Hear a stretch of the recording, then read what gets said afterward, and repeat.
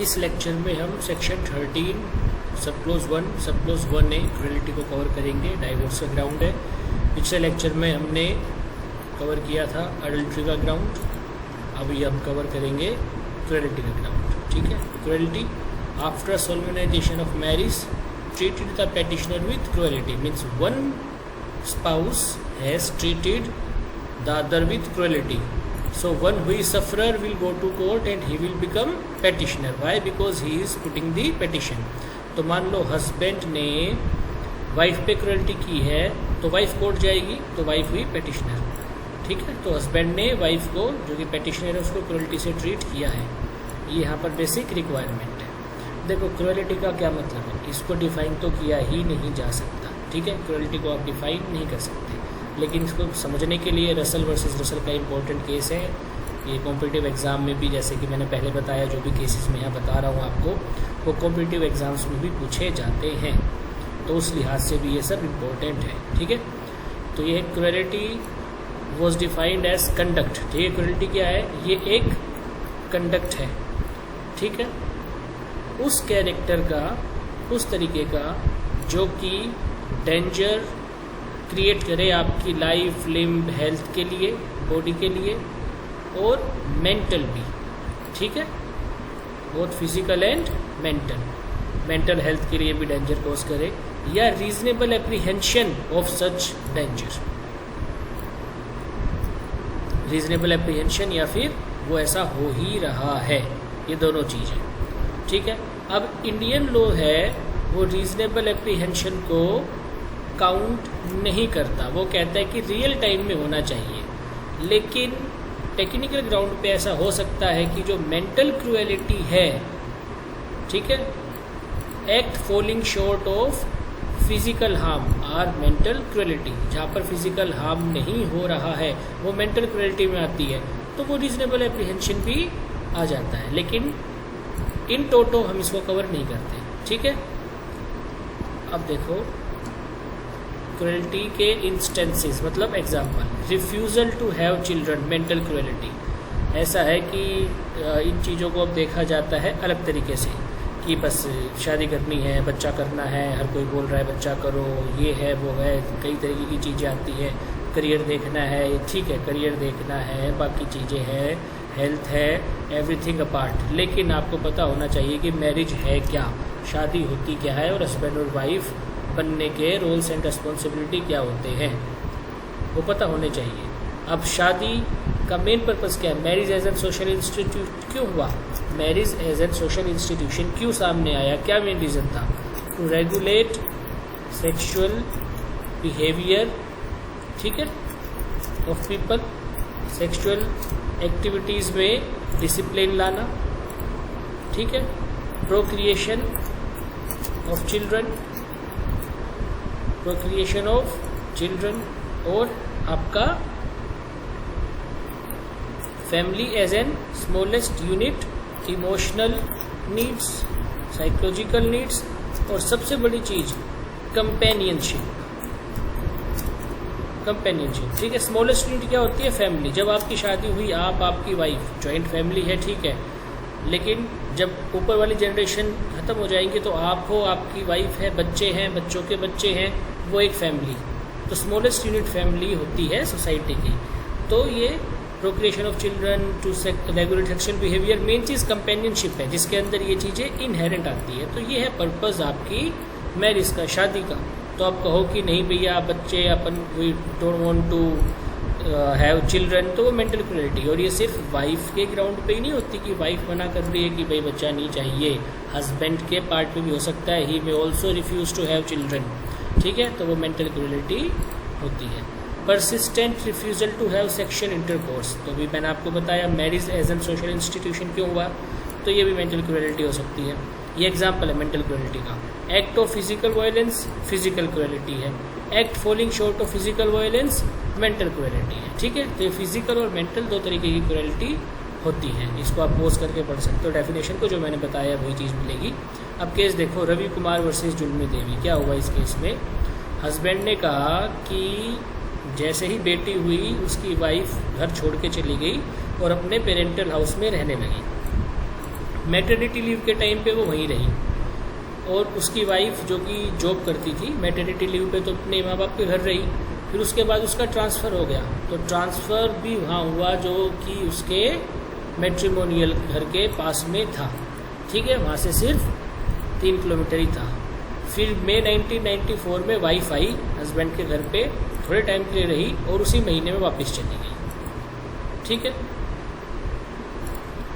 फिर उन्होंने कहा कि जो वाइफ है उन्होंने तो डिज़र्ट कर दिया है, डिज़र्शन का ग्राउंड बनता है। और फर्दर एलिगेशन ये थे कि सितंबर 1996 में हस्बैंड ने कोशिश की वाइफ को दोबारा बुलाने की, लेकिन वाइफ ने आने से मना कर दिया।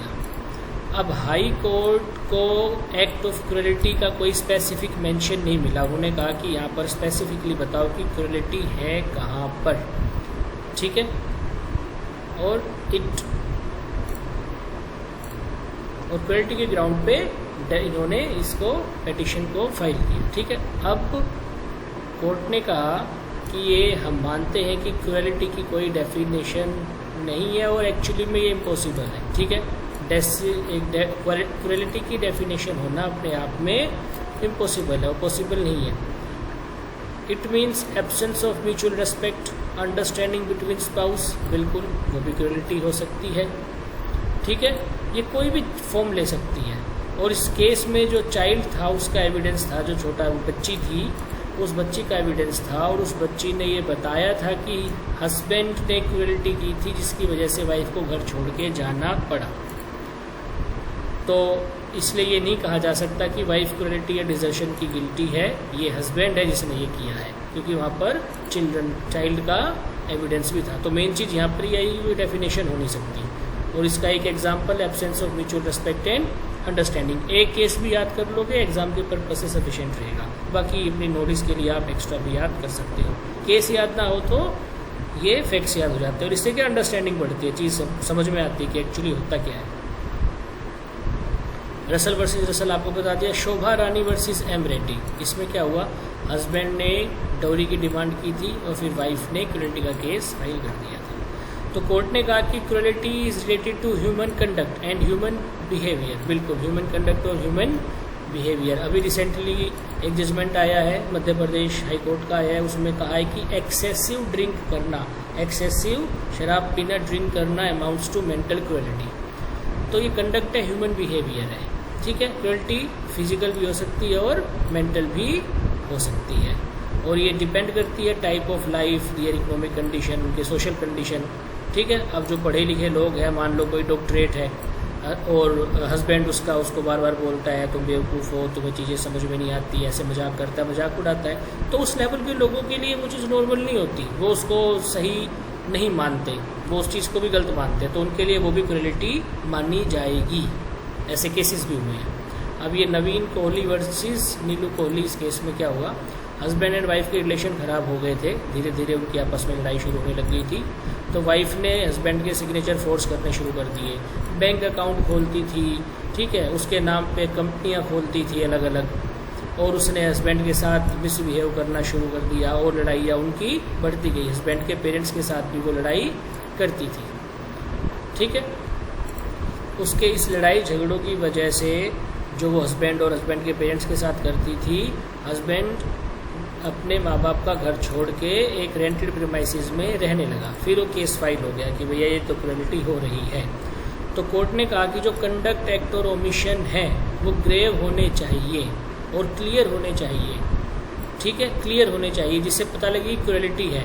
और किस ग्राउंड पे, for a reasonable person to tolerate and to live together without any harm, ये असेंस है। असेंस क्या है, difficult for a reasonable person to tolerate and to live together without any, तो यहाँ पर ये असेंस। और कोर्ट ने कहा कि वाइफ के जो भी एक्शन है वो इंडिकेट करते हैं कि उसका एक ही लक्ष्य है जीवन का, और वो ये है कि अपने पति की लाइफ को मिजरेबल हेल बना देना। और ऐसे सर्कमस्टांसिस में ये शादी का पवित्र बंधन टूट चुका है, अब ये कभी नहीं जुड़ सकता, डाइवोर्स ग्रांटेड।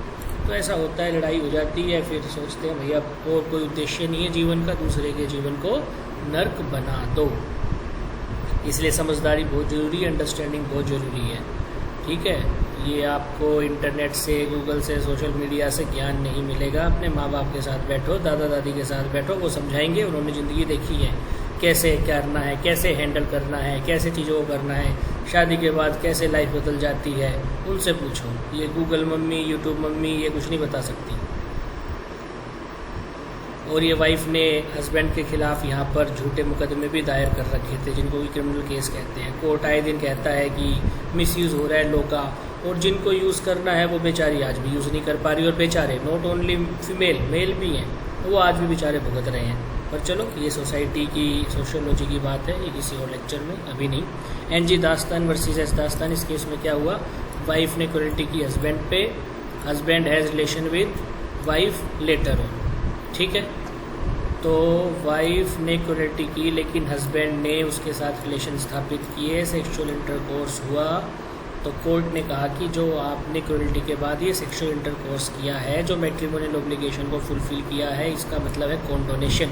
अब इसके लिए सेक्शन 23 की एक वीडियो मैंने बना रखी है, उसको देख लेना, इसी प्लेलिस्ट में मिल जाएगी, हिंदू मैरिज एक्ट वाले में ही, वहाँ से आपको क्लियर हो जाएगा इस चीज़ के बारे में।